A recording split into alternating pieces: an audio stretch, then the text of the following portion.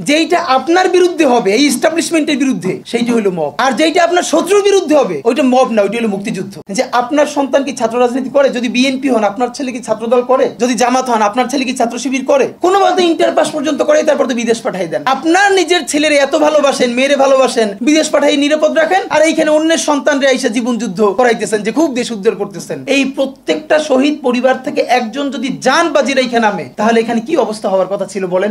যেইটা আপনার বিরুদ্ধে হবে, এই এস্টাবলিশমেন্টের বিরুদ্ধে, সেইটা হলো মব। আর যেইটা আপনার শত্রুর বিরুদ্ধে হবে, ওইটা মব না, ওইটা হলো মুক্তিযুদ্ধ। একটা মেয়ে বলতেছে যে আমি তো ইন্টার ফেল, টাইনে টুইনে পাস করছি, আমি কোটা মোটা দিয়ে কি করব? কি ভীষণ সত্য উচ্চারণ, বলতেছে এই কোটা দিয়ে আমি কি করব? আমি তো টাইনে টুইনে ইন্টার পাস করছি, আমি ফেল করছি, আমার কয়দিন পর বিয়ে হয়ে যাবে, কিন্তু আমার ভাইয়ের রক্ত দেখে আমি থামতে পারি না, আমি রাজপথে নামে আসছি। তা আপনারা রাজনীতিবিদরা যারা এই কথা বলেন না, আপনাদের বাচ্চারা ও লেভেল এ লেভেল পড়ে, এরপরে বিদেশ চলে যায়, যে কয়দিন ক্ষমতায় থাকেন দেশে এসে ঘুরে ফিরে আবারও বিদেশ চলে যায়। তা আপনার বাচ্চা তো বাংলাদেশে থাকেও না, বাংলাদেশে পড়ার, এবং দেখেন ছাত্র রাজনীতির পক্ষে তারা মরে যায়। একটা বাংলাদেশের পারলে আপনারা বলেন প্রধান সারির কোন রাজনৈতিক দলের কোন নেতা সন্তানেরা তার দলের ছাত্র রাজনীতি করে? একজন বলেন। যে প্রত্যেকটা রাজনৈতিক দলের প্রথম 5-10 জন নেতার নাম বলেন। আমরা বলেছি ছাত্র রাজনীতি থাকতে হবে, লেজুরবাদী ছাত্র রাজনীতি না, ক্যাম্পাসে ছাত্র সংসদ হবে, কিন্তু খুব যুক্তি দেওয়ার চেষ্টা করেন। তখন যখন বললাম যে আপনার সন্তান কি ছাত্র রাজনীতি করে? যদি বিএনপি হন, আপনার ছেলে কি ছাত্রদল করে? যদি জামাত হন, আপনার ছেলে কি ছাত্র শিবির করে? কোনো মতে ইন্টার পাস পর্যন্ত করে, তারপর তো বিদেশ পাঠাই দেন। আপনার নিজের ছেলের এত ভালোবাসেন, মেয়েরে ভালোবাসেন, বিদেশ পাঠাই নিরাপদ রাখেন, আর এইখানে অন্যের সন্তানরা এসে জীবন যুদ্ধ করাইতেছেন, যে খুব দেশ উদ্ধার করতেছেন। এইসব ভণ্ডামির একটা পর্যায়ে থাকে, এগুলো বন্ধ করতে হবে। এখন যেটা ব্যাপার, আপনারা এই যে ইসের ব্যাপারে দেখেন, গত 1 বছরের ব্যাপারে আপনাদেরকে বিনীত আকারে বলি, মিডিয়ার ভাইরা যেটা করছেন না, গত 1 বছরে বাংলাদেশে তো গৃহযুদ্ধ হওয়ার কথা ছিল, 1000 বার বলেছি। আওয়ামী লীগ নিজে বলেছে আর পতন হলে 5 লক্ষ মানুষ মারা যাবে। এটা সে কেন বলেছে?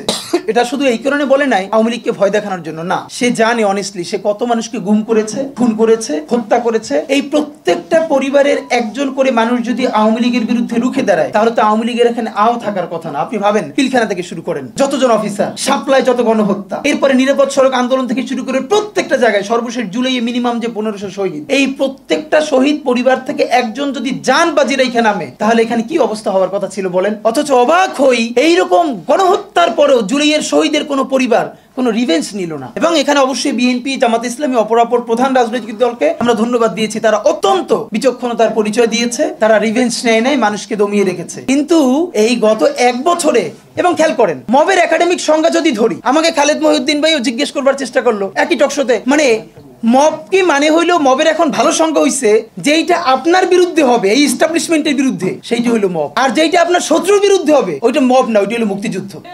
বাংলাদেশের স্বাধীনতার ইতিহাসে সব থেকে নিকৃষ্টতম ভয়াবহ মবের নাম শাহবাগের সন্ত্রাস। যেই শাহবাগের সন্ত্রাসের মধ্য দিয়ে বাংলাদেশের প্রথম বিপরীত রাষ্ট্রকল্প তৈরি করে এখানে প্রত্যেকটা রাষ্ট্রীয় প্রতিষ্ঠানকে ধ্বংস করা হয়েছে। বাংলাদেশের বিচার ব্যবস্থা, বাংলাদেশের আইন ব্যবস্থা, সচিবালয় সবকিছুকে গুড়িয়ে দেওয়া হয়েছে। সেই শাহবাগ সন্ত্রাস না, সেই শাহবাগ মব না, সেই শাহবাগে প্রত্যেকটা জাতীয় দৈনিক প্রথম পাতায় লিড নিউজ করেছে তারা কখন মোম জ্বালাচ্ছে।